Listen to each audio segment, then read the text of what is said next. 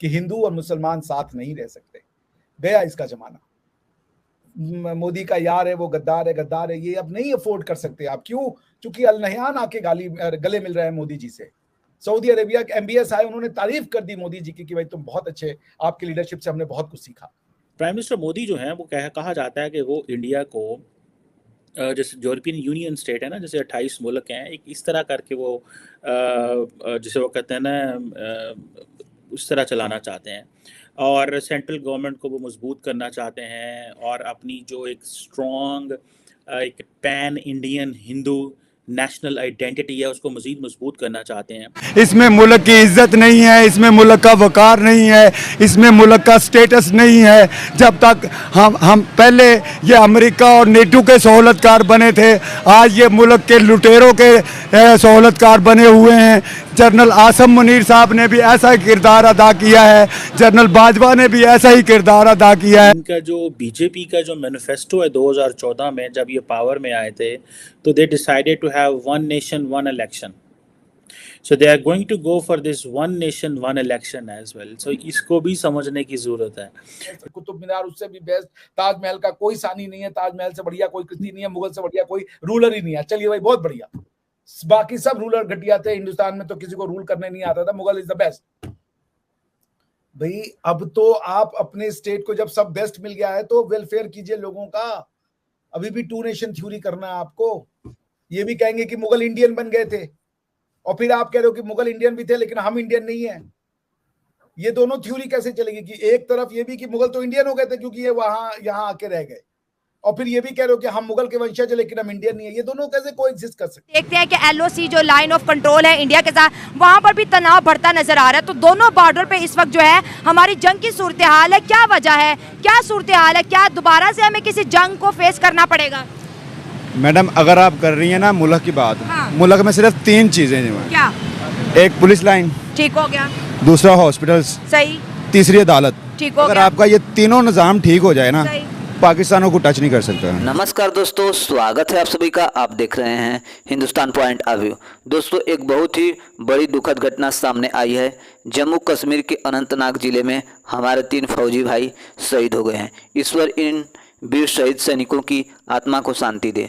दोस्तों इंडिया इस आतंकी घटना का बदला जरूर लेगा, क्योंकि अब समय आ गया है, क्योंकि जिन्ना के पालतू कुत्ते अब ज़्यादा भौंकना शुरू कर दिए हैं। दोस्तों हमारी इंडियन आर्मी इसका मुंह तोड़ जवाब देगी। जिस तरह से भूखा नंगा पाकिस्तान आतंकियों को भारत में घुसपैठ करा रहा है। तो दोस्तों यदि आप चैनल पर नए हैं या चैनल को अभी तक सब्सक्राइब नहीं किया है तो प्लीज़ चैनल को सब्सक्राइब किए बिना मत जाइएगा। तो चलिए हम लोग देखते हैं कि इस पर पाकिस्तानी मीडिया का एक बड़ी अफसोसनाक न्यूज़ थी। सुबह से मैं देख रही थी सोशल मीडिया के ऊपर, जम्मू एंड कश्मीर में कोई टेरर अटैक की बात थी और उसमें 2-3 मेरे ख्याल है फौजी जो आपके हैं उनकी जानें भी गई हैं, वो शहीद हुए। तो क्या कहेंगे आपके, ये क्या हो रहा है और वो कौन लोग थे और किसी ग्रुप ने कोई रिस्पॉन्सिबिलिटी ली है? इसलिए कि ये तो बड़े टेरर ग्रुप जो है ये तो बड़े बहादुर है, ये मतलब करके और फिर मान भी जाते हैं कि जी हाँ जी हमने किया है। लेकिन बहरहाल सबसे पहले तो जिन लोगों की जाने गई हैं उनके लिए बहुत अफसोस, उनकी फैमिलीज के साथ बहुत अफसोस है मुझे। और यकीनन कहीं ना कहीं आप अगर देखें तो घूम फिर के शायद बात इसी तरफ आ जाएगी जहां मैं हूँ, लेकिन अभी तक किसी ने नाम नहीं लिया। लेकिन बहरहाल क्योंकि ये ग्रुप्स आप जानते हैं कि पाकिस्तान में भी बहुत इन ग्रुप को सपोर्ट किया गया और ये रहे, लेकिन इस वक्त आपको लगता है कि जम्मू एंड कश्मीर के अंदर जो है, पाकिस्तान को अगर हम हटा भी दें, जम्मू एंड कश्मीर के अंदर भी बहुत ज्यादा इन चीजों को चेक करने की जरूरत है कि ये हादसे क्यों हो रहे हैं। प्राइम मिनिस्टर मोदी जो हैं वो उनकी पार्टी ने एक स्पेशल सेशन पार्लियामेंट का इन्वाइट किया है 18 सितंबर से 22 सितंबर के बीच में। क्या कर सकते हैं prime minister Modi? He has the majority in the parliament and he can do whatever he wants. ये बड़ी इंपॉर्टेंट चीज़ है। कहा जाता है कि वो अक्सर कुछ ना कुछ ऐसा करते रहते हैं that is innovative, that backfires, और उसमें ऐसी चीज़ें होती हैं। अगर आपको याद हो कि 2016 में एक दफ़ा उन्होंने 500 और 1000 रुपये के जो नोट हैं, जो कहा जाता है कि इंडिया की 86% जो कैश वैल्यू 500 और 1000 रुपये नोट में है, उनको उन्होंने जो है वो कैंसिल करा दिया था। और उन्होंने कहा था कि भाई ये जो हैं ये इस्तेमाल नहीं होंगे। ठीक है आरजू जी, इंसान नहीं मारता गोली। क्राइम होना एक अलग चीज है, क्रिमिनल इंसिडेंट्स हटा दे, पर ये जो चल रहा है ना, ये क्राइम नहीं है।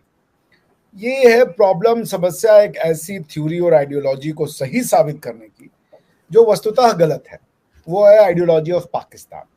आइडियोलॉजी ऑफ पाकिस्तान इतनी गलत है कि अब पाकिस्तान खुद इसका शिकार है, और पाकिस्तान के लोगों की समस्या ये है कि वो इसको रिविजिट नहीं करना चाह रहे, वो इसको सही साबित करना चाह रहे। आप कहते हो हम टेरर के विक्टिम हैं। पाकिस्तान का एक नैरेटिव है कि भाई we are the victim of terror, ठीक है ना, तो बता दो फिर टेरर क्या है, आप किस टेरर के विक्टिम हो। ये तो एक सेंटेंस हुआ, उसमें मैं ये जानना चाहता हूं कि वो टेरर क्या है, कौन है वो लोग जिनको आप कह रहे हो कि वो टेररिस्ट हैं। पॉइंट ये कि ये जो आइडियोलॉजी है, ये जो थियरी है of Pakistan, it's a theory which is not sustainable any more.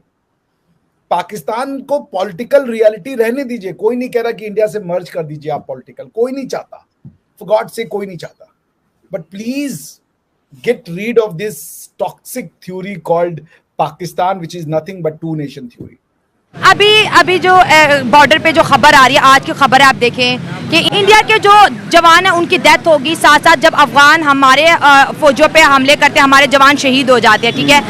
अमन की बात कोई क्यों नहीं कर रहा, और हम अमन की तरफ क्यों नहीं जा रहे? मैडम, अमन की तरफ कैसे जाएंगे आप? अगर आप न्यूज़ चैनल चला रही हैं, आप एसी में बैठ जाती हैं जाकर, या आप 10 मिनट के लिए बाहर आई हैं, ठीक है, आपको क्या पता कि जो एक बंदा 25,000 रुपये सैलरी ले रहा है, ओवर टाइम लगा के उसका 32,000 रुपये बनता है, उसे घर 2 बच्चे हैं, 2 जी वो खुद हैं और 2 उनके वालिद साहब और वालदा हैं। अगर 25,000 में से उसको 10,000 बिल आ जाता है, 5,000 रुपये को उसका मोटरसाइकिल का पेट्रोल निकल जाता है, बाकी वो घर का खर्चा कैसे करेगा?